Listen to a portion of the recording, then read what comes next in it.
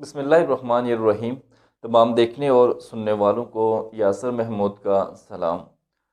आज मैं आपके सामने एक बड़ा इम्पोर्टेंट टॉपिक और बड़ा गुज़श्ता से जो एक टॉपिक चल रही है हमारी एक सीरीज़ मेडिकल बिलिंग की, उसके हवाले से उसी का एक पार्ट लेकर हाज़िर हुआ हूँ। इससे पिछली वीडियो के अंदर जैसा कि मैंने आपके सामने हिपा के बारे में कुछ डिस्कस किया था, उसके बारे में बताया था। आज मैं आपके सामने प्राइवेसी रूल के बारे में बताऊंगा। प्राइवेसी रूल बेसिकली ये हिपा ही का एक पार्ट है, जिसके अंदर मैं आपके सामने डिस्कस करूंगा कि प्राइवेसी रूल जो है ना वो क्या होता है और ये किन किन चीज़ों के ऊपर लागू होता है। तो आगे बढ़ने से पहले आपसे गुजारिश है कि ये वीडियो आप एंड तक ज़रूर देखिएगा और आप आगे तक भी इस वीडियो को पहुँचाइएगा। तो प्राइवेसी रूल बेसिकली एक ऐसे स्टैंडर्ड्स होते हैं जो हमें बताते हैं कि एक शख्स की जो PHI होती है, यानी प्रोटेक्टेड हेल्थ इंफॉर्मेशन होती है, उसको कैसे डील किया जाए, उसको कैसे है ना वो एड्रेस किया जाए। PHI यानी ये प्रोटेक्टेड हेल्थ इंफॉर्मेशन, ये ऐसी इंफॉर्मेशन होती है जिससे एक शख्स की जो है ना वो शनाख्त होती है, उसकी आइडेंटिफिकेशन जो है ना वो ज़ाहिर होती है। इसके अंदर जो चीज़ें शामिल होती हैं, मिसाल के तौर पे उसकी जो डेमो इंफॉर्मेशन होती है, उसका नाम हो गया, उसका एड्रेस हो गया, उसकी डेट ऑफ बर्थ हो गई और उसका सोशल सिक्योरिटी नंबर, तो ये तमाम चीज़ें इसके अंदर शामिल होती हैं। इसके अलावा उसकी जो मेडिकल कंडीशंस होती हैं, यानी जो उसके अंदर डिजीज़ होती हैं, बीमारियां होती हैं, ख़्वाह वो पास्ट में हों, मौजूदा हैं या कहीं मुस्तकबिल में हैं वो बीमारी आने वाली हों, तो वो तमाम चीज़ें जो हैं वो इसके अंदर भी शामिल होती हैं, इस प्राइवेसी रूल के अंदर शामिल होती हैं। इसी तरह वो तमाम क्या कहते हैं स्टेटमेंट्स, वो या फिर वो तमाम प्रोविंस जो माहदे वगैरह होते हैं जिनके ज़रिए से उसको पेमेंट मिलनी है, और वो पेमेंट अभी मिल रही है उसको या कहीं पास्ट में मिली है या इन फ्यूचर को भी पेमेंट मिलनी है, तो ये तमाम चीज़ें भी जो हैं ये प्राइवेसी रूल के अंदर आती हैं। अब जो प्राइवेसी रूल है ये किन किन चीज़ों के ऊपर लागू होता है, इसके लिए जो 3 एंटिटीज़ होती हैं इस इंडस्ट्री के अंदर, मेडिकल बिलिंग इंडस्ट्री के अंदर, वो बड़ी इंपॉर्टेंट हैं। 3 ऐसी इकाइयाँ होती हैं जिनके ऊपर ये कानून जो है ना वो लागू होता है। उनके अंदर जो नंबर 1 पे आता है वो है हेल्थ केयर प्लान, नंबर 2 पे आता है हेल्थ केयर प्रोवाइडर्स और नंबर 3 पे आता है हेल्थ केयर क्लियरिंग हाउसेस। अब मैं आपके सामने इन तीनों के बारे में जो है ना थोड़ी बहुत इंफॉर्मेशन आपके साथ शेयर करूंगा। जो हेल्थ केयर प्लान होते हैं, हेल्थ केयर प्लान बेसिकली इससे मुराद वो ऑर्गेनाइजेशंस हैं जो एक प्रोवाइडर को जो है ना वो पेमेंट करती हैं। ये पेमेंट उस इंडिविजुअल की बिहाफ पे होती है, उस शख्स की इमाम पर होती है कि जिसने हेल्थ सर्विस ली होती है, और उस सर्विस की एवज जो है ना वो पेमेंट एक प्रोवाइडर को, एक डॉक्टर को कर दी जाती है।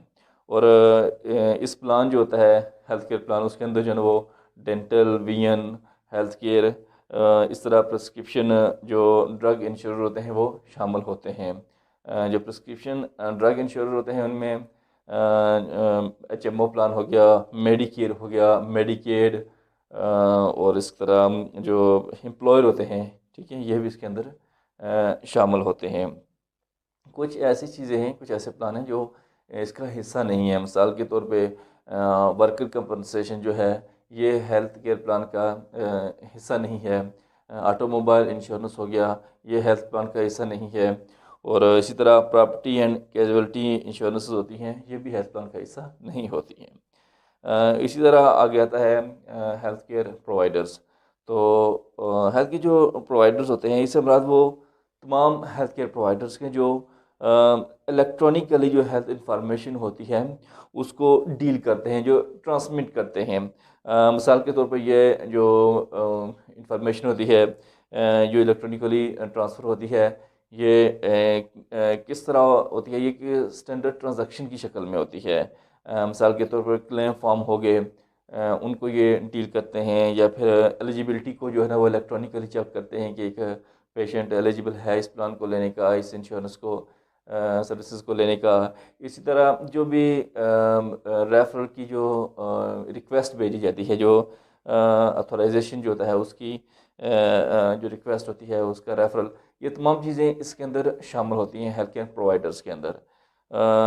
तो इसी तरह जो हेल्थ केयर प्रोवाइडर होता है, ये या तो इसके ऊपर लागू होता है, या फिर ये जो बिलिंग सर्विसेज लोग इसके लिए दे रहे होते हैं, जो इसने आगे हायर किए होते हैं, उनके ऊपर या फिर थर्ड पार्टीज़ जो इनके बिहाफ पे काम कर रही होती हैं उनके ऊपर, या फिर कोई अगर ये डायरेक्ट बेचती हैं, ये सब चीज़ें इनके ऊपर जो है ना वो ये प्राइवेसी जो रूल्स होते हैं इनके ऊपर लागू होते हैं।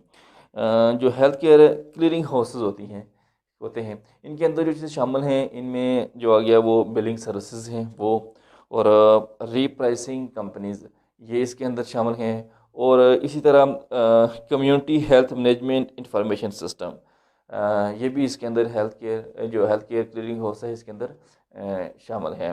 तो ये जो नॉन स्टैंडर्ड इंफॉर्मेशन होती है जो जो ये रिसीव करते हैं उनसे, उनको ये स्टैंडर्ड इंफॉर्मेशन में कन्वर्ट करते हैं, फिर आगे मुंतकिल करते हैं। तो ओवरऑल देखा जाए तो ये जो 3 एंट्रीज़ मैंने आपके सामने शेयर की हैं, यही जो हैं चीज़ें डील कर रही होती हैं। फिर आगे चल के फर्दर इनकी जो कॉन्ट्रैक्टर्स होते हैं या इनके बिहाफ पे लोग काम कर रहे होते हैं, वो भी इसके अंदर शामिल हो जाते हैं। लेकिन जो मेन 3 एंटिटीज़ हैं वो यही होती हैं जो इनके ऊपर प्राइवेसी रूल लागू होते हैं या फिर इनके थ्रू आगे लागू होते हैं। तो इंशाल्लाह आने वाली वीडियो के अंदर मैं उन जो एंटिटीज़ के आगे जो लोग काम कर रहे होते हैं या जो कॉन्ट्रैक्टर्स होते हैं उनके बारे में भी आपके सामने शेयर करूँगा, और कुछ मज़ीद कवानीन के बारे में भी आपके साथ डिस्कस करूँगा।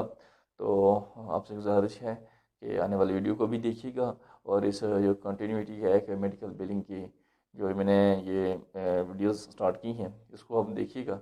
इंशाल्लाह आपको काफ़ी मालूमात मिलेगी, और आगे भी आप ट्रांसफ़र कर सकते हैं, आगे भी किसी को फॉरवर्ड कर सकते हैं। तो मिलते हैं नेक्स्ट वीडियो में, अपनी दुआओं में याद रखिएगा। अल्लाह ताला हम सब का हामी और नासिर हो। अल्लाह हाफिज़।